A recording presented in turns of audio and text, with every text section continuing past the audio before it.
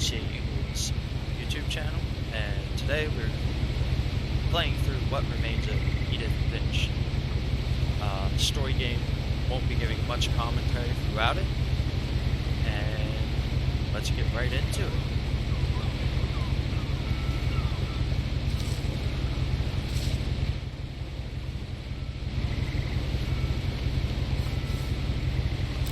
A lot of this isn't going to make sense to you, and I'm sorry about that.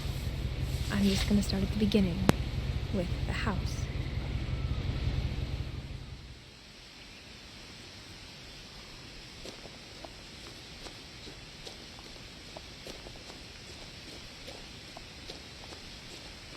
I lived here until I was 11, but I wasn't allowed inside half the rooms.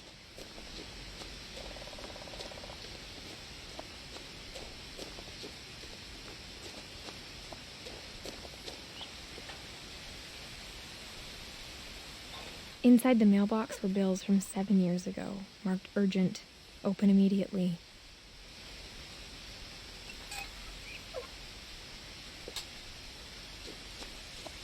I hadn't been back since my brother Lewis's funeral.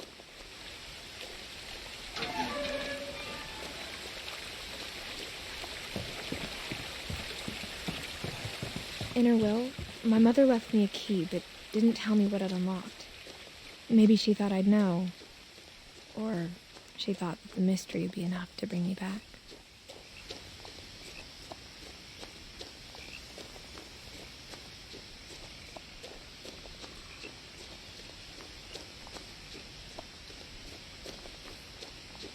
No one had driven this way in a long time, but I saw a few hoof prints.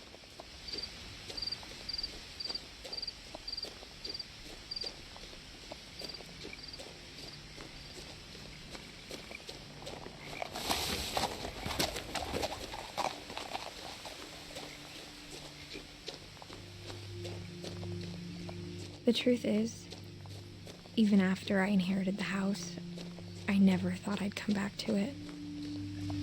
But now I had questions about my family that only the house knew the answers to.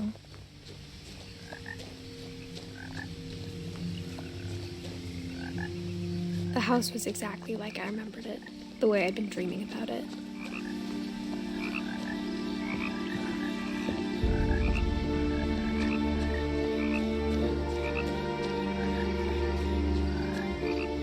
As a child, the house made me uncomfortable in a way I couldn't put into words.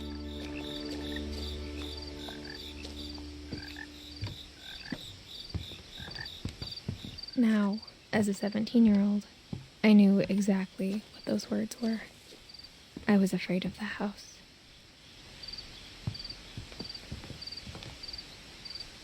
I hoped the key might unlock the front door. It didn't.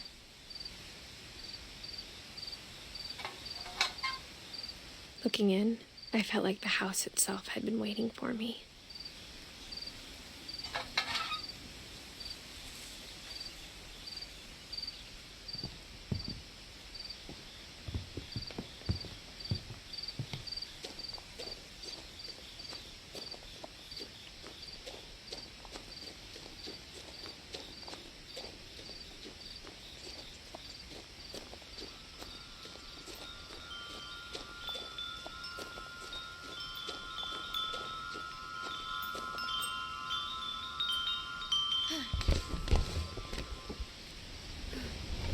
Crawling through the doggy door used to be a lot easier when I was 11.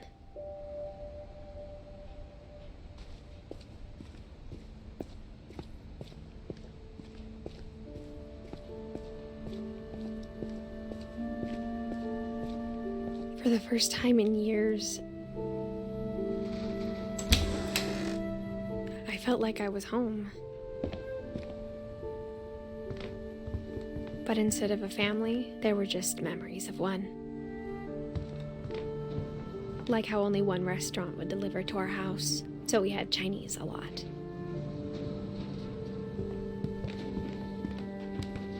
Or how after Lewis started working at the cannery, we all got sick of eating salmon. Except our cat, Molly.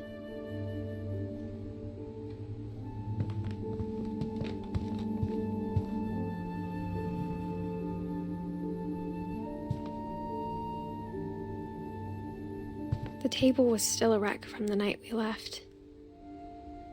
It was like a bomb had gone off, killing everyone but sparing the furniture.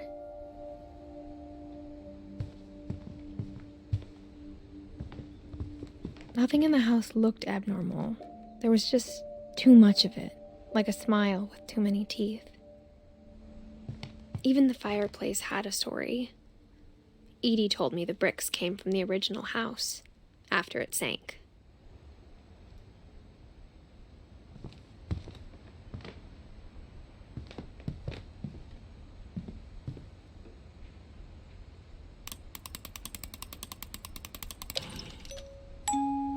Great-Grandpa Sven built a music box for Barbara, along with the rest of the house. Mom always told me to stay out of the basement, so I wasn't too surprised when the key didn't fit.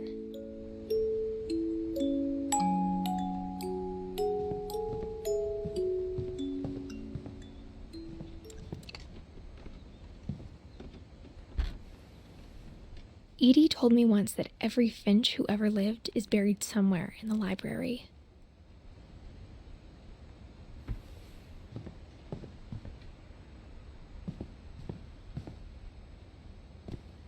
After Milton disappeared, Mom sealed up all the bedrooms. Then Edie retaliated and drilled peepholes.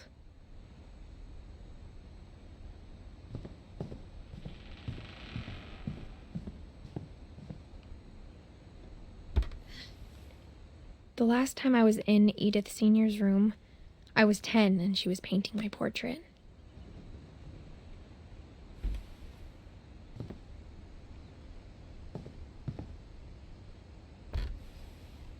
As a kid, I just assumed every house had peepholes and sealed rooms you weren't allowed inside of.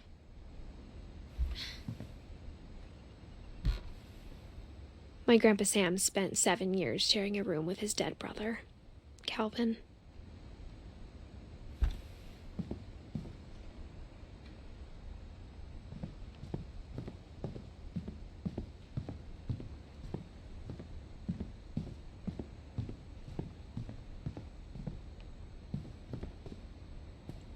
Mom must have locked the third-floor stairs on the night we left.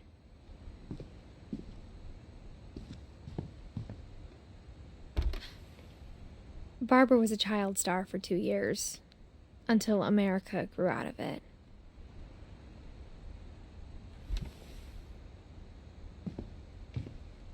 Edie's father, Odin, built the original house. Whenever people ask me about my family, the first thing they always want to know about is Barbara.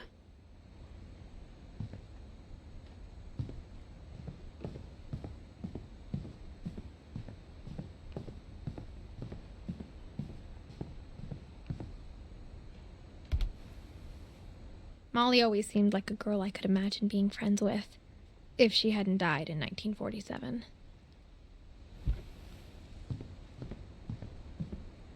I spent a lot of time playing in Great Uncle Walter's room. I think my mom sometimes regretted not sealing it up. Lewis told me there were secret passages, but I never believed him.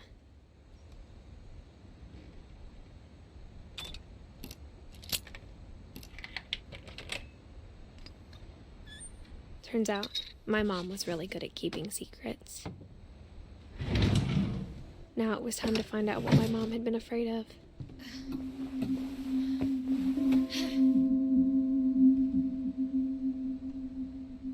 Reading this, maybe it sounds like I had a plan. From the paintings on the wall, it was clear my brother Milton had been here before me.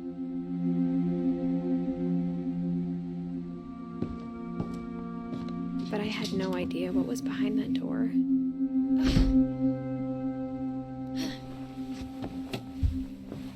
Just like I had no idea where all this was gonna lead.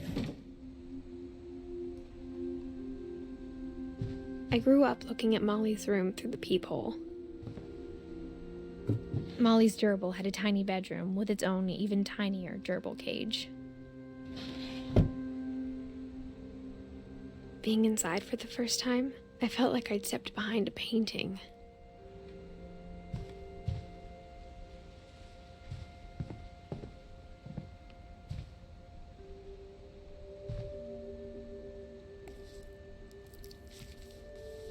December 13th, 1947. Dear Diary, I'll be gone soon, but I wanted to tell somebody about what's gonna happen. It started when Mom sent me to bed without dinner. I woke up and I was starving, so I looked around for something to eat. The gerbil food was dry, but I didn't mind it.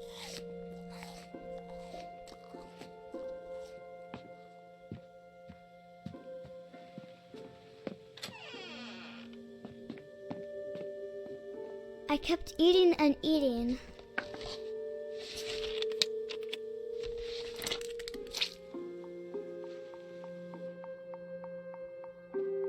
I ate a lot of things that night.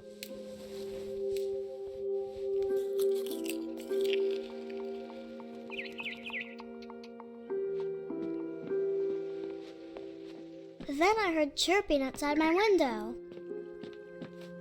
It was a barn swallow going back to her nest. I reached out for her.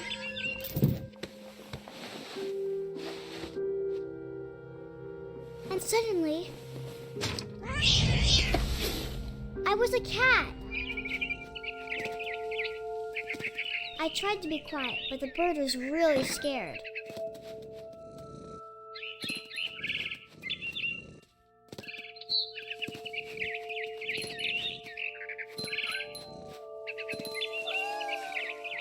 I jumped and I almost got her.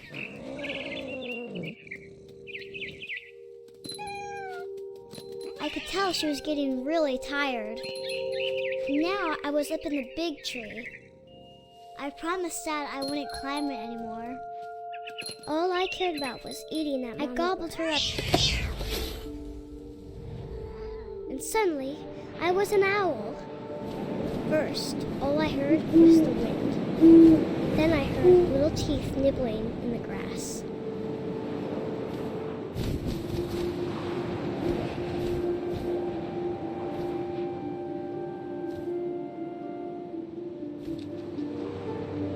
Rabbits.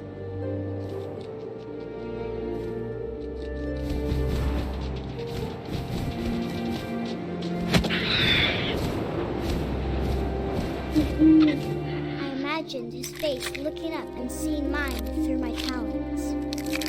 I swallowed him up, and I didn't chew one bit. Then I flew off to find something bigger.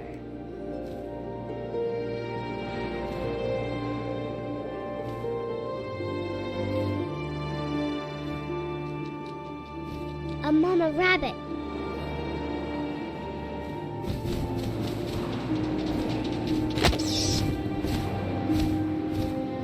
She was almost too big to carry. I started choking, but I couldn't stop eating. And suddenly, I was a shark.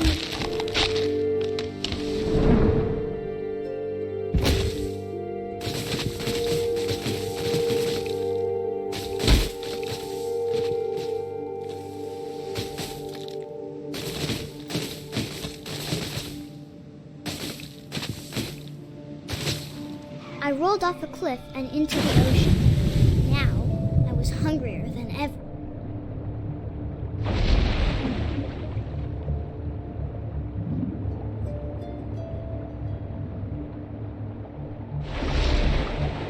I wanted fat, juicy seals.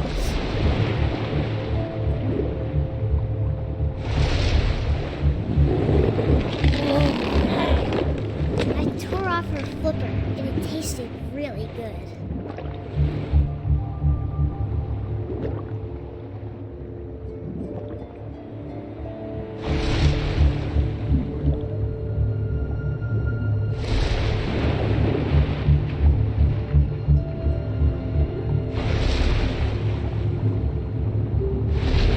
I grabbed on tight, but I was so hungry, I jumped out of the water.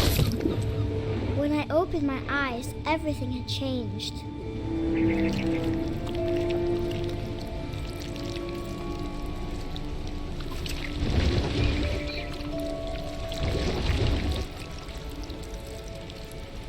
Now I was a monster, and I smelled people everywhere.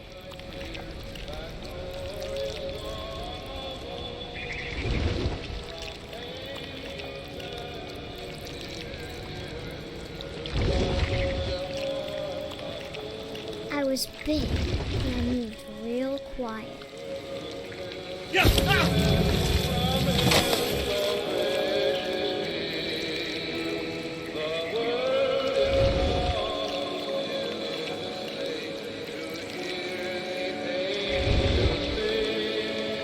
I wanted to stop, but also I didn't.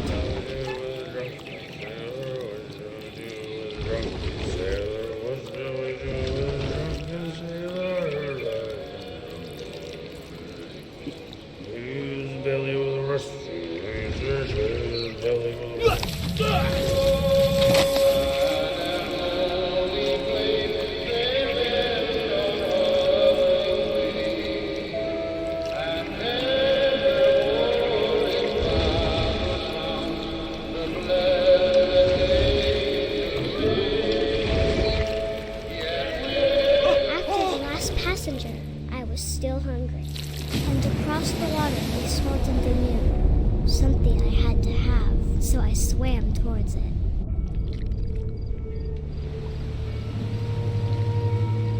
I slithered onto the sand, and the good smell went into an old pipe.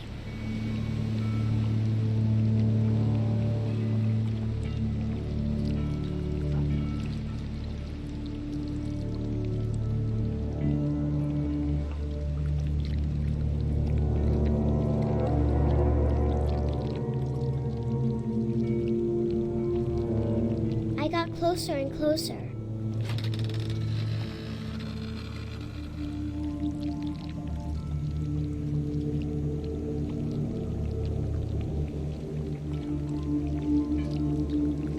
All of my stomach started growling. And suddenly, I was me again. I held my breath for a long time, but I couldn't hear anything. I think it's waiting for me to fall asleep.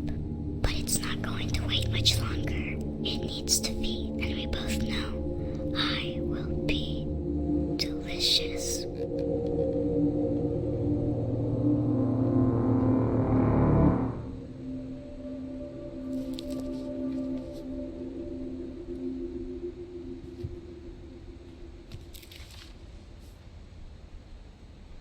I'm not sure if I believed all of that, but I'm sure Edie would have.